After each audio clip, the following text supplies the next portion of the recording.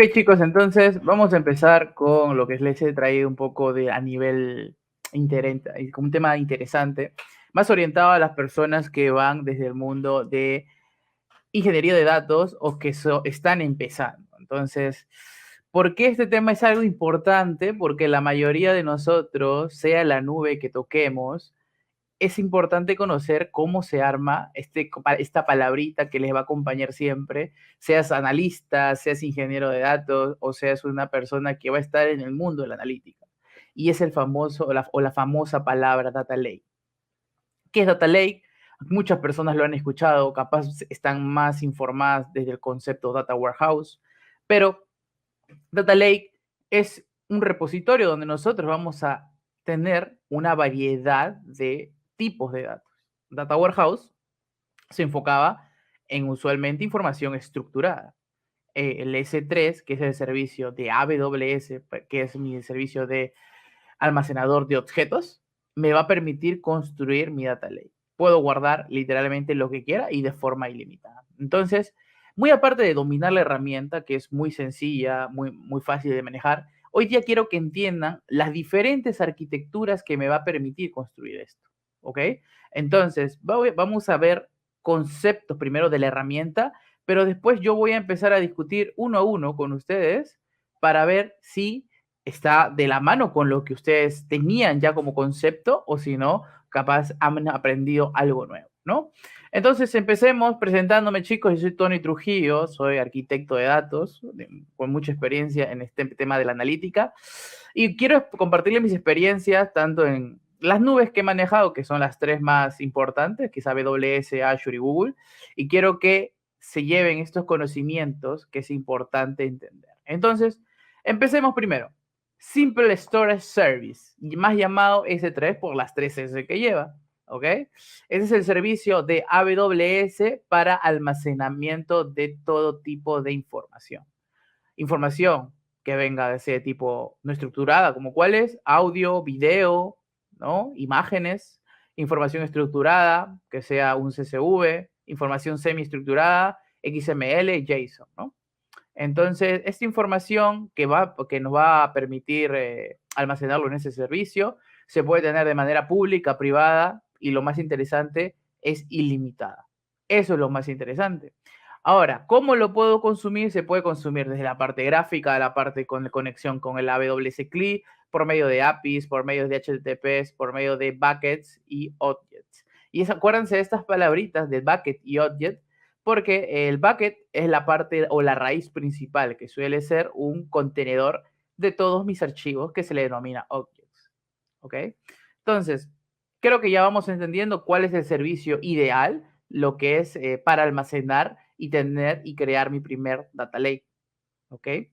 Ahora, aquí vamos a tener algunas características de mi bucket. ¿Ok? Amazon S3 me va a permitir guardar los objetos que son los archivitos y estos me van a permitir guardarlo y antes de guardarlo tengo que escoger una región. Recuerdan que ya sabemos el concepto de regiones que AWS tiene.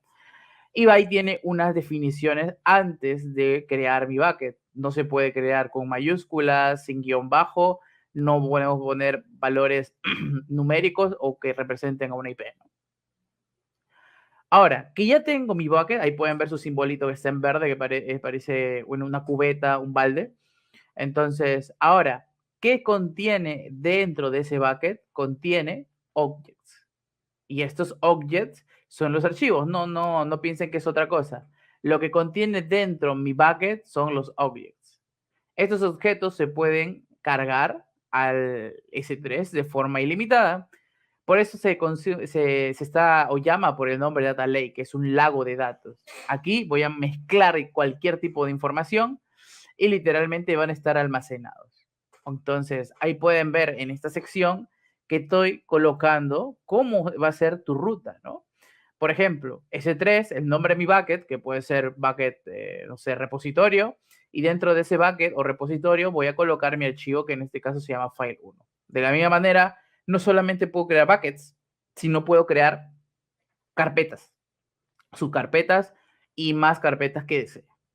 Ojo, que ¿Cómo me va a cobrar? Es algo interesante del S3, me va a cobrar por el almacenamiento, la cantidad de recursos que voy a guardar y posteriormente cuánto o con qué frecuencia lo voy a consumir. Esa es la idea de consumir el S3, ¿ok? Ahora, este ciclo, este desarrollo de Data Lake que voy a contener, ya estamos hablando como servicio. Ahora también hay que tener en cuenta otra parte esencial, que se llama la regla o el ciclo de vida de los objetos. ¿Por qué? Porque recuerden que esto, en el transcurso del tiempo, la información es muy voluble. Por ejemplo, ahorita ya estamos entrando a abril de 2023. El año está que se va muy rápido. La información que para a ti en tu momento era muy importante va a dejarlo de ser dentro de algunos meses. Y con esto me refiero que la información cambia muy rápido, desde información donde se consulta muy frecuentemente, información que no se consulta a medias o información que simplemente ya es parte de tu historial. Entonces, también puedo generar ciclo de vida de mis objetos, de mis archivos. ¿Por qué es importante esto, Tony? Uno, para mantener de forma activa mi bucket y el costo sea menor. ¿Cómo así, Tony? Por ejemplo, tengo un archivo que es la información diaria, pero desde el año pasado. Imagínate, actualmente te interesaría, depende del negocio, claro que sí, te interesaría verificar información del año pasado. Algunos me dirán que sí, otros me dirán que no. Eso ya depende de cómo lo quieres configurar. Entonces, pero para uno será sí, para otros será no. La respuesta va de acuerdo a tu ciclo de vida. Si para los que dijeron no, Tony, ya esa información lamentablemente no me interesa, no significa que la borre, teniendo en cuenta. Puede significar que lo mueva a otro bucket de otro tipo de clasificación. Por ejemplo, aquí todos los buckets nacen con una clasificación que se llaman estándar. Capaz, hay una lógica que yo puedo armar. Pasados los 30 días, pasa al S3 y ya no sea el estándar, sino se llama el IA, el infrequent access, acceso poco frecuente. Y Tony, ¿qué diferencia hay? ¿Este es limitado o no? No, a nivel de almacenamiento guardas lo mismo. La diferencia va a partir con la forma en que se va a consultar. Cada uno va a tener un costo distinto dependiendo de la frecuencia que va a consumir. Si tú me dices que lo has movido a este nivel o esta clase de almacenamiento, probablemente es porque tú me estás dando a entender que no lo vas a consumir muy a menudo. Y si lo muevo en la otra clasificación que se llama Glacier, todavía más lo vas a dejar de forma histórica y no lo vas a consumir. Y si todavía lo vas a tener más tiempo, probablemente hasta incluso lo borres. A eso me refiero con el ciclo de vida. Tony, esto es obligatorio, más que obligatorio, está dentro de las best practices que uno debe hacer para ahorrarse en costos y para que tu ciclo de vida de tu data lake esté totalmente óptimo para optimizar tanto en almacenamiento y como es correspondiente. ¿Ok? Lo puedo utilizar para log, por ejemplo, ahí le pongo eliminar archivos de log después de un año. Los log a un punto histórico no me interesa mantenerlo. ¿Ok? La regla se puede definir para todo un bucket o para un prefijo definido. Y estas reglas no hay mucha ciencia en crear. El S3 ya viene con la opción de crear dichas reglas. Así que es lo más sencillo. Acá podemos ver 3 tipos de clase de S3, pero en realidad existen muchos más, ya dependiendo de tus necesidades. ¿Ok? Si, por ejemplo, por 2 formas que te calcula el S3, el costo es almacenamiento y frecuencia. Por ejemplo, el estándar, sabiendo que lo voy a consultar muy a menudo, ¿cómo piensan que sería el costo? El costo de frecuencia es más barato en el estándar, pero el costo de almacenamiento es más caro. Y llegando hasta la última capa, que es el Glacier, se invierte. El costo de almacenamiento es más barato, pero la frecuencia es más caro. ¿Okay? Entonces hay que tener mucho cuidado en eso para armar mi ciclo de vida de mis objetos, ¿no? Lo que se ha llamado el data cycle. ¿Ok? El ciclo de la data. Aquí, por ejemplo, chicos, miren, podemos ver llamémosle una arquitectura, ¿no? Una arquitectura total, lo que son servicios que pueden ver usualmente capas, ¿no? Tengo la capa de ingesta, la capa fuente, la capa dentro de mi S3 que estamos hablando hoy día, y en eso nos vamos a centrar, o bien ahorita los demás servicios, simplemente quiero que se centren en el S3. ¿Por qué? Porque hay algo muy curioso que a veces uno como desarrollador, como data engineer, no presta atención, y son estas tres capas, ¿no? Que son RAW, Stage y consumo. Que aquí entramos a la primera discusión, ¿no? RAW, Stage y consumo es una de las cuantas formas de hacerlo. Por ahí otros me dirán, Tony, yo lo hago diferente.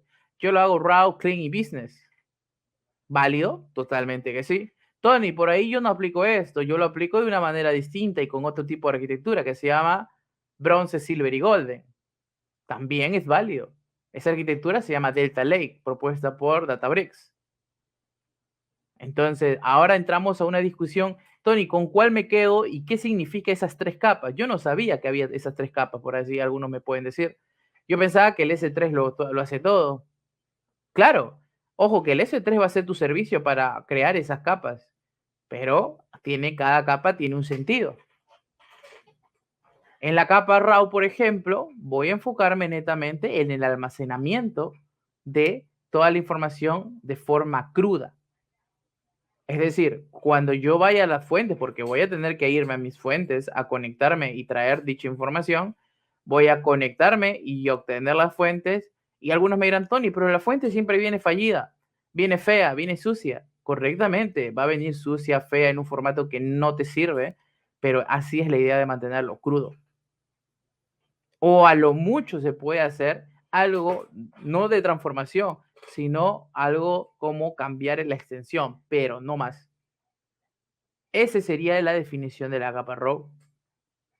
Ahora, otra arquitectura que lo que mencioné se llama Delta Lake, que se llama bronce. Tony, ¿y eso es lo mismo que RAW? A nivel contextual es lo mismo, ¿no? Ahora, la segunda capa que dice Stage, y ahí podemos darnos cuenta de una característica muy interesante, ¿no? Que en RAW yo recibí JSON, recibí TXT y recibí otro archivito CSV. ¿Qué está pasando en Stage? En Stage está pasando algo muy interesante que dice Parquet. ¿Y qué es Parquet a este punto, no? La mayoría de nosotros capaz no conocemos ficheros o archivos orientados a Big Data. ¿Qué archivos son orientados a Big Data? Parquet es uno de ellos. ¿Cuáles son los otros? Hay muchos, ¿no? Hay una imagen que siempre me gusta compartir, que es una imagen donde compara los principales ficheros de Big Data. CSV no es un archivo o fichero de Big Data, por si acaso, ¿ah? TXT tampoco es. Son ficheros, sí, pero ¿se pueden utilizar para tu desarrollo? Sí, claro, pero no se pueden, no se recomienda usar para Big Data. ¿Por qué? Problemas de lentitud, problemas de lectura, escritura, problemas de compresión. Hay muchos problemas, porque recuerden que estamos trabajando con Big Data, chicos. No estamos trabajando con 100 registros. Estamos trabajando con Big Data. Acá la información, por más que ya venga comprimida o de otra forma, igual es bien voluminosa, bien voluminosa. Entonces, nosotros debemos trabajar con archivos que sean especializados para ellos. Dentro de ellos está Parquet. Y en esta capa de Stage ya empieza con una de las capas que es orientada a la transformación. Tony, reglas de negocio, reglas de calidad, Tony, puedo transformar. ¿Se han dado cuenta que he tenido en mi primera capa mucha variedad de archivos y en la capa Stage le he puesto Parquet? Lo ha transformado. Lo uniformizo en un solo formato de archivo. Ahora, ¿qué voy a hacer aquí? Aquí, por ejemplo, les mencioné que tenía toda la capa sucia, la capa fea, digamos. Entonces aquí aplico filtros, casteos, aplico capaz algunos joins para enriquecer mi información, combino fuentes. Y al final tengo mi archivito Parquet. Otro archivito importante o otra forma que tengo que tener en cuenta se llama el concepto del particionamiento. El concepto del particionamiento se denomina que voy a particionar en base a un campo, el cual me va a permitir indexar más fácil la búsqueda, ¿no? Parquet, ¿qué ventajas tiene sobre los otros archivos, Tony? Tiene dos ventajas muy importantes. Compresión. El archivo que pesa en TXT 90 GB, en Parquet pesa 50. Tony, ¿qué? ¿Me ha borrado data? No, tiene una mejor compresión. porque tiene compresiones que no tiene el archivo TXT, que no tiene el archivo CSV u otro archivo. ¿Ok? Ahora, Tony Parquet no es el único, pero es el más recomendado, pero siempre se tiene que evaluar. Después que tengo la última capa, que es consumo. Y aquí que hago esta capa está lista. Uno, ya tengo mi data totalmente clean, literalmente limpia, para poder hacerse un cálculo.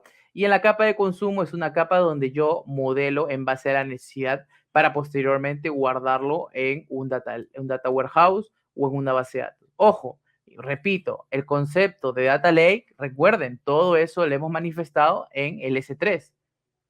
Nada más. Esta es una arquitectura general, la que estamos viendo ahorita, pero dentro de su arquitectura general hay otra arquitectura exclusiva solamente para el S3. Entonces hay que tener mucho concepto en eso. Y les repito, aquí podríamos discutir todo el día sobre arquitecturas de Big Data y llegaríamos a una conclusión siempre va a haber unas capas para que me permitan ordenar y limpiar. Inclusive hay una capa más que se llama Discovery. Discovery, o también llamado Sandbox, o también llamado Experimental. Ya eso es cuestión de cómo lo denomines, pero el concepto sigue siendo el mismo. Aquí en este Data Lake tengo una mezcolanza de diferentes perfiles. Tengo Data Engineer, Data Architect, ¿cuál más? Científico de datos, el estadístico. Entonces, la capa Discovery me va a permitir, en primer lugar, conectarme y disponibilizarme para las personas que quieren experimentar con la data, que son los científicos de datos usualmente. Entonces, saben que todo está partiendo desde un archivo que estoy dándole para que el científico practique, evalúe o coordine. Entonces, mira cómo el S3 te da una opción muy interesante para particionarlo, separarlo y disponibilizar una capa para poderlo utilizar en el S3 y después se vuelque en una base de datos para su total explotación, y por último en una herramienta de explotación. ¿Ya? Ahora, este es un ejemplo. Competencia que tengo en las otras nubes, tengo Google, que es Cloud Storage, en Azure se llama Storage Blob. El concepto sigue siendo el mismo. Tony, mira, acá esta es otra arquitectura que les traigo para enseñar. Por ejemplo, si no me han entendido el concepto de la capa RAW, miren en la imagen que estoy teniendo ahí. Tengo mi archivo que son las ventas diarias y otro que es mi carpeta de productos. Y le estoy sacando por fecha. Ese vendría a ser mi capa RAW. Simplemente un copy-pega. ¿Ok? Puede ser CSV, puede ser TXT o como lo decíamos. ¿Ok? Ahora, la pregunta viene, ¿cómo empiezo a limpiarlo? La siguiente capa, ¿cuál sería? Podría llamarse Stage o podría llamarse Clean. Vamos a ver cómo lo coloco. Por ejemplo, si acá tenemos RAW, que es la información totalmente cruda, ¿qué pasaría ahora con Clean? Aparentemente se dan cuenta que no ha hecho nada. A simple vista no ha hecho nada. Pero si nos ponemos un poco más detallistas y vemos, internamente sí ha hecho porque lo ha formateado, lo ha casteado, ha eliminado la data basura, le ha puesto reglas de negocio, precarga, postcarga, y con eso yo ya puedo tener algo más útil y veraz para guardarlo en mi data lake. Posteriormente que ya lo tengo clean totalmente en mi capa, mi última capa que he llamado consumo o warehouse o business, ¿qué diferencia hay? Se dan cuenta que acá también hay que conocer el concepto de modelamiento analítico, estrella, copo de nieve. ¿Qué está pasando ahí? Está viendo que lo estoy agrupando en sales, fact sales, la tabla de hechos. Ojo, pero siguen siendo archivos, todavía todos estamos trabajando sobre el propio S3. Y en Products lo estoy creando mi primera dimensión, que es la dimensión Product. Entonces, teniendo eso en cuenta, ya entiendo cada capa tiene una función esencial. Tony, la otra capa que me decías, Experimental, la tengo acá. Ahí está, Experiment, la capa experimental, que ahí hay diversas formas de darle permisos para un usuario en particular, Joe, Karen, o para una persona que quiere experimentar o crear sus modelos estadísticos. Y la política del archivamiento de data es otro tema importante. Por ejemplo, aquí tengo información, miren, del año 2019-01-02, y la información que está totalmente archivada es del año 2018. Probablemente no lo consuma muy a menudo, simplemente lo tengo por temas de auditoría. ¿Ya? Entonces, miren la diferencia que capaz muchos no conocíamos este concepto porque va por un parte más teórico que práctico. Si nosotros no entendemos esto, chicos, nuestro data lake a la larga va a terminar siendo un problema y mantenerlo va a ser cada vez más difícil. Entonces, creando o leyendo este tipo de definiciones, ya tengo correctamente la forma de crear un data lake. ¿Ok? Ahora, este es un ejemplo con Azure, pero quiero que entiendan la idea. No se encomienden tanto al servicio todavía. Quiero que entiendan cómo son las arquitecturas y a las distintas formas. Hace poco un compañero me preguntaba, Tony, yo quiero hacer un data lake, pero no sé cómo hacerlo, no sé por dónde empezar. Y el problema pasaba, no era que no entendía estas capas, sino él había leído muchos libros que se hacía de tal manera y él intentaba hacer de tal manera como lo decía el libro. Y en realidad, chicos, no hay ninguna forma buena ni tampoco ni una forma mala. Todo depende de cómo, por medio de tus servicios, para ti sea la manera más sencilla de hacerlo. Esta es una opción, por ejemplo. Mis archivitos están en RAW, CSV, JSON, TXT. El servicio, y aquí es algo importante que van a intervenir los procesos de ETL o LT. Probablemente lo han escuchado, ¿qué significa un ETL, un LT? ETL, extracción, transformación y carga. ¿Y qué es el LT? Es lo mismo, solamente que invertido. Lo que va a pasar es que ahora, con la cantidad de tipos de datos que existen, primero se carga al data lake y posteriormente se procesa. Antes se hacía distinto. Primero se cargaba a la base de datos y después se procesaba. Entonces, ¿por qué? Porque ahora yo te pregunto, ¿será lo mismo procesar una imagen que un CSV? Lógicamente que no, porque una imagen tiene otras características, necesitará de servicios de IA para procesar. Una tabla sí lo puede leer cualquier otro servicio, lo puedo volcar a una base de datos. Entonces ya cambia el contexto. Por eso el ETL y el LT son cosas totalmente parecidas, pero en realidad son distintas. Ahora, volviendo al tema de la forma en que está haciendo, podemos ver que está utilizando un servicio ETL, que en este caso es el Data Factory, RAW, y está llevándolo a la capa clean. Lo está limpiando, lo transforma y literalmente lo unifica en una sola extensión CSV y posteriormente lo vuelve a hacer con el Data Factory, pero ahora lo trabaja como Data Warehouse, ¿no? Lo guarda ya en la base de datos. Acá está el servicio, ¿no? Esta es una forma. Ahora, la otra pregunta para ver si esta es la única manera, Tony, no, hay otra forma. Aquí, por ejemplo, ya no utiliza el ETL, sino todo lo hace con Store Procedures. Miren cómo cambia, el resultado sigue siendo lo mismo. Lo haces de una manera u otra, pero lo importante es que llegues al el mismo resultado. Entonces, nunca se piensen que porque un compañero lo hizo así, ustedes tienen que hacerlo, o porque el libro te lo dice así, tienes que hacerlo de esa manera.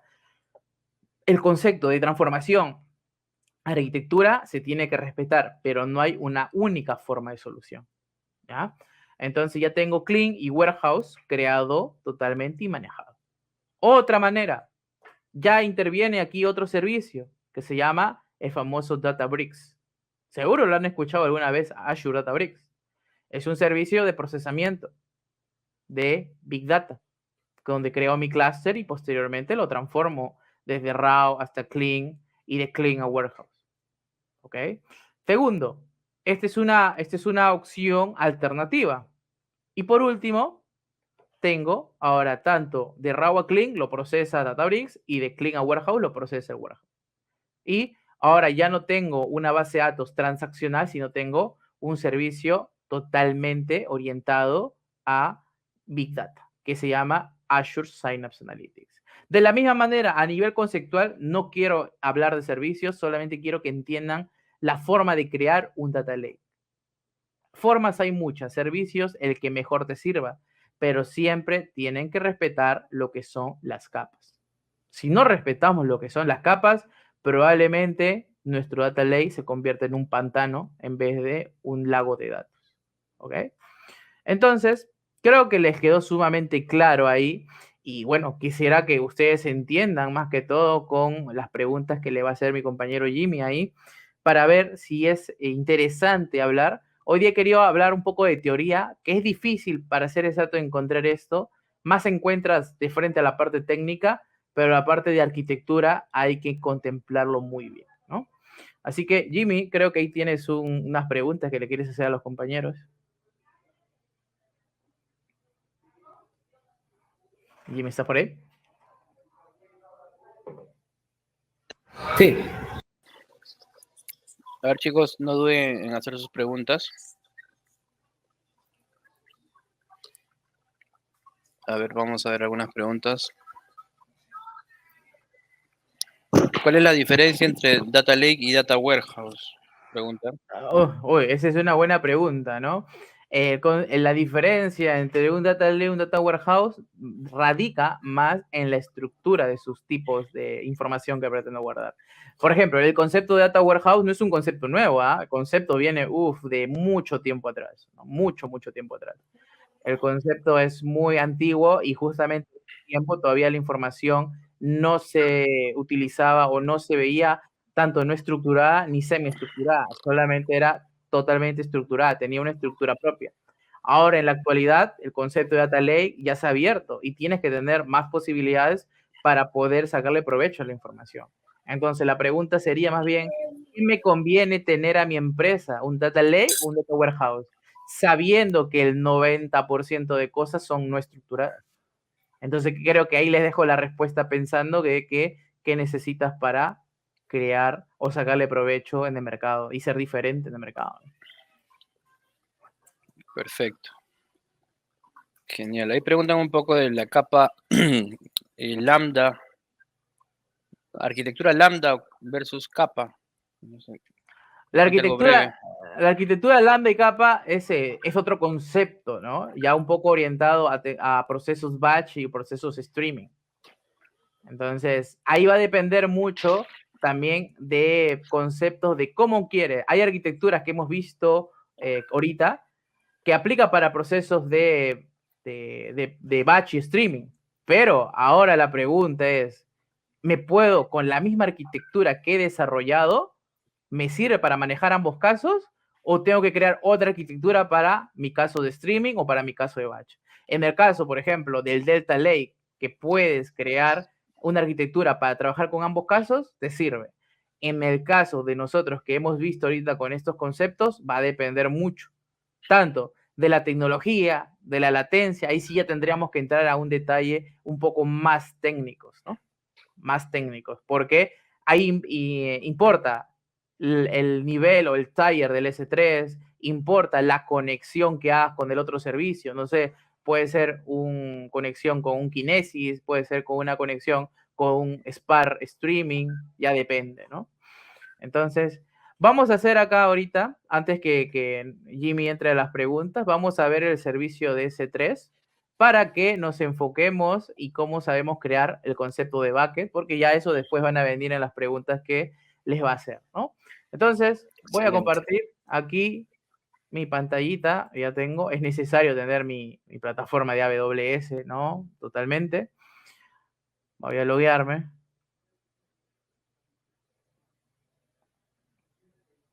Ahí está. Voy aquí al servicio de S3, que ya saben su nombre, Simple Storage Service. ¿Ok?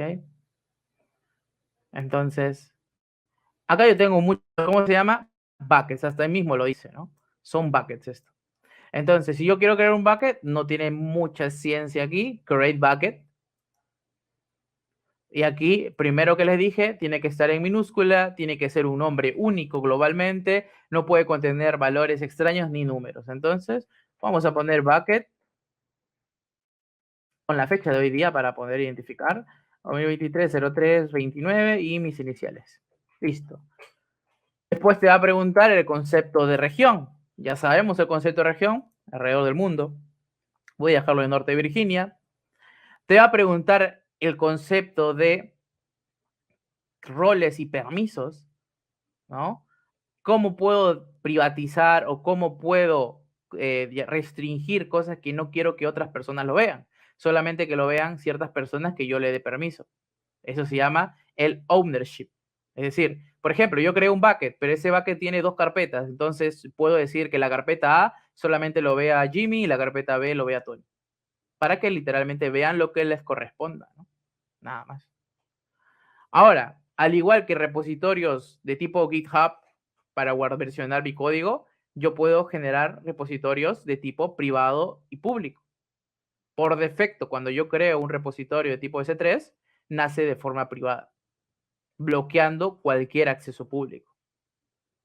Sí, pero también lo puedo volver público, quitando el check y se vuelve totalmente público y cualquier persona lo va a poder ver. ¿Ok? Más abajo entro a la sección del versionamiento.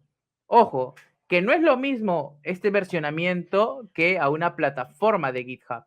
Plataforma de GitHub es una plataforma de versionamiento y trabajo colaborativo. El bucket versioning es versionamiento de los objetos, pero no te permite hacer trabajo colaborativo. Entonces, no confundir. Te versiona los objetos, pero no te permite hacer trabajo colaborativo. Y el versionamiento no se puede deshabilitar, más solo se puede suspender. ¿Ok? Entonces, hay que tener mucho cuidado con eso. Tiene encriptación. No sé si aquí conocen algoritmos de encriptación, que es el SHA-256, el MD5. Son algoritmos de ciframiento. Cuando ustedes han cifrado un archivo, lo cifran con ese algoritmo y posteriormente les genera una llave privada, el cual, si no tienes esa llave privada, no vas a poder descifrar ese archivo. Entonces, esto tiene encriptación de cifrado, tanto el S3 por default, o si quiero un algoritmo un poco más robusto, puedo irme con el Key Management Service Key, un administrador de llaves. ¿Ya? Entonces, esas son las formas de crear un bucket. Acá tengo otras opciones avanzadas, pero con esto ya es suficiente para crearlo. Ahí está, mi bucket ya está creado totalmente. Vamos a buscarlo con qué nombre lo puse. 24, vamos a ver. Por aquí debe estar. Bucket, aquí está. Bucket 2023-03-29. Fecha 29 de marzo, ¿no? Ese bucket, como les dije, puedo crear más subcarpetas, ¿no? Create folder. Voy a poner data. Listo, lo mando. Ahí está. Y dentro de esa data yo puedo subir cualquier archivo. No sé. Vamos a subir aquí. Upload. Agregar archivos. No sé, vamos a agregarle cualquier cosa. Miren, he agregado un PDF. Upload. Está subiendo. Y ya está. Este sería el claro ejemplo de un archivo de tipo no estructurado, ¿no? PDF no es una tabla, no es un CSV, es un archivo o un documento. Ven que puede ser el tipo de clase, es tipo estándar. ¿Cuánto pesa este archivo? 3.6 megas. De la misma manera puedo subir archivos de tipo CSV, ¿no?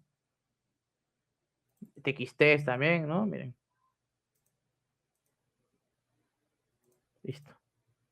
Ahí voy a subir siguiendo y siguiendo archivos. Tony, ¿dónde intervendría RAW, Clean y Business o RAW, Stage y Consumo? Tendría que crear mis 3 buckets, ¿no? Entonces hay que ver directamente ese tipo de opciones, ¿no? Entonces, de esa manera, como puedes crear un data lake, es lo más simple. Lo más complicado es entender el por qué se tiene que hacer de esa forma. Y es lo que yo, en base a mi experiencia, he detectado que la mayoría de personas no conoce. Conoce lo que estoy haciendo ahorita, pero no conoce a nivel conceptual. Y más importante es lo a nivel conceptual, antes de crear esto. Y también operativizar esto, ¿no? Digamos, uno es que lo desarrolla, hacer que en el día a día, o bueno, ya sea en batch o en tiempo real, el poblado de datos, ¿no? Claro, ya para llenarlo, para poblarlo, y recuerden que esto va a crecer, un data lake no se crea de la noche a la mañana, ¿no? Toma 1 año, 2 años para que tome mucha madurez, y por eso se tiene que partir de un orden. Entonces, más adelante vas a hacer el ciclo de vida que los mencioné, más adelante vas a crear ya una estructura de carpetas, vas a mover la información cuando ya no lo utilizas. Todo eso tiene que ir evaluándose. La idea es que sea un repositorio el cual te sirva para ti y saques provecho de ello, más que no te debería dar problemas, ¿no? Sí. Porque hay empresas que lamentablemente, empresas yo conozco bancos muy grandes y empresas que invierten mucho dinero, crean un data lake y a los 2 meses está tirado ahí. No le dan ningún uso. Entonces, por llamarse la palabrita data lake, no significa que lo voy a hacer mal y lo voy a dar 3 meses de uso, ¿no? Entonces, hay que tener ahí cuidado de empezar un data lake porque es una gran responsabilidad mantenerlo. Y como te digo, siempre se va a traducir en que dé beneficio para la empresa, ¿no? Claro, la tecnología nunca debe ser el fin, ¿no? Siempre debe ser el medio para lograr Sí, sí, algo. Entonces, en este caso, claro. pues, puedes tener AWS3, puedes tener, no sé, Cosmos DB, etcétera. Pero al final, bueno, nada garantiza el éxito, pero al menos para aumentar las probabilidades de éxito, pues hay que tener un buen modelamiento de datos, una buena Claro, captura de requerimientos, entendimiento del negocio. correcto, ¿no? Hay muchas variables que juegan ahí, ¿no? Pero hay que ser consecuente de que si no le has prestado atención de la arquitectura del S3, las probabilidades de que esto falle son altas, ¿no? Sí, sí, sí. Y de hecho en la nube hay lamentablemente hay muchos proyectos que fallan y consumen mucho tiempo y dinero y cero uso, ¿no? Cero uso. Entonces, mi recomendación es empezar poco a poco en la nube, Claro. con pequeños casos de uso, ¿no? O prueba de concepto que se llama, ¿no? Proof of concept. Si tu empresa no tiene experiencia en la nube, no hagas un megaproyecto así como primer proyecto, ¿no? Haz pruebas de concepto pequeños, vas a ir conociendo un poco cómo se trabaja en la nube, cómo va la facturación, qué servicios te cobran por el hecho de tenerlos encendido o por el simple hecho de tenerlos, ¿no? Entonces vas conociendo un poco de serverless y ya vas a ir dominando. Y una vez que ya tienes esa experiencia, después de unos meses, ya puede ser un proyecto un poco más grande. Ese es un consejo que les puedo dar. Claro, claro, es. Bien, acá tenemos Creo. algunas preguntas. Sí, dime, Sí, cuéntame. sí, ahí justo te iba a decir que ahí veo algunas preguntas. Ujú. A ver, vamos a ver algunas preguntas aquí. Eh, ¿Cada capa tiene que tener un S3 o con uno solo? Dice José Sí, Manuel. cada capa, recuerda que son capas totalmente con funcionalidades distintas, entonces no debería estar mezclado, ¿no? Deberías tener un S3 para RAW, un S3 para Stage y un S3 para consumo, y cada uno una funcionalidad distinta. ¿Por qué te digo eso? Porque después vas a tener que darle acceso a una persona para que solo accesa a cada uno, ¿no? Por ejemplo, el científico de datos no necesariamente debería entrar a RAW, no debería entrar a Stage ni a consumo, él tiene su propio ambiente. Entonces, eso sería lo adecuado, separado, ¿no? Es lo correcto, son las buenas prácticas, pero te puedo decir, amigo, que he visto científicos de datos entrando a RAW, a la capa cruda. Sí, claro, ¿no? Es un tema ya, como te digo, hay que ser sincero con unos mismos. Acá estamos hablando de las buenas prácticas. Y al final, tú le puedes dar el permiso que quieras, ¿no? Tú Sí, ya te puedes leer. en este caso, científico de datos,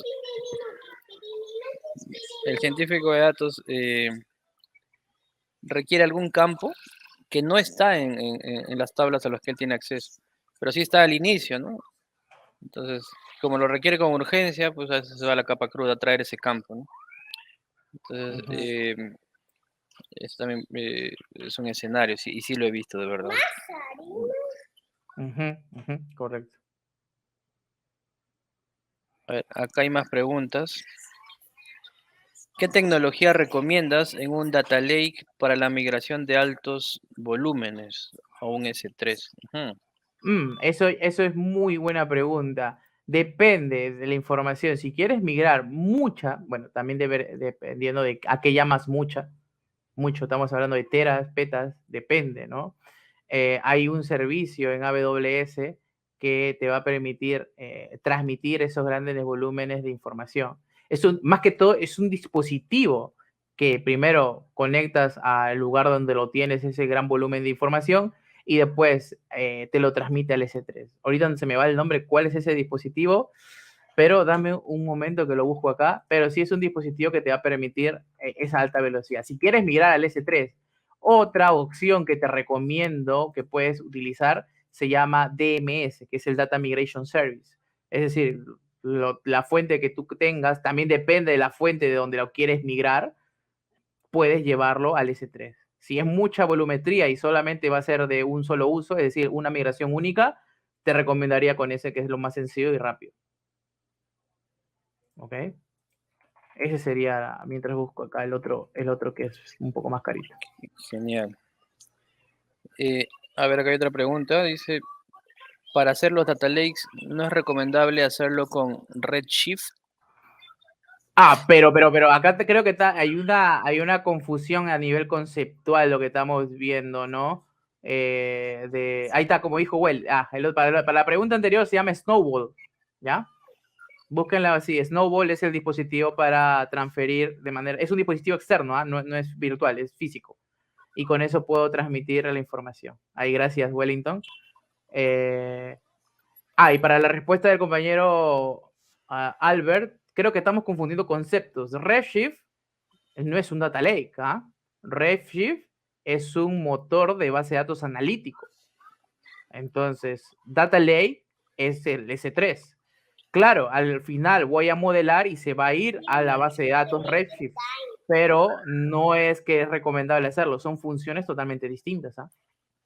Una parte es almacenamiento y otra parte almacenamiento a nivel de objetos, y otro es almacenamiento a nivel base de datos de tipo analítico. Hay que separarlos, ¿no? Yo no puedo crear un data lake en un Redshift, no se podría.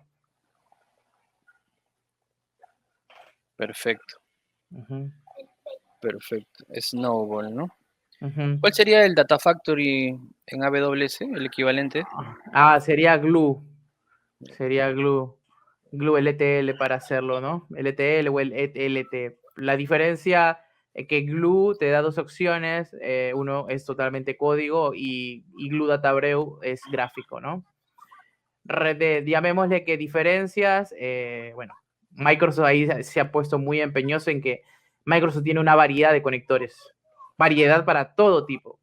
Glue Databreu no tiene tantos conectores como lo tiene Microsoft, ¿no? Digamos que esa es una de las principales desventajas que tiene la nube, ¿no?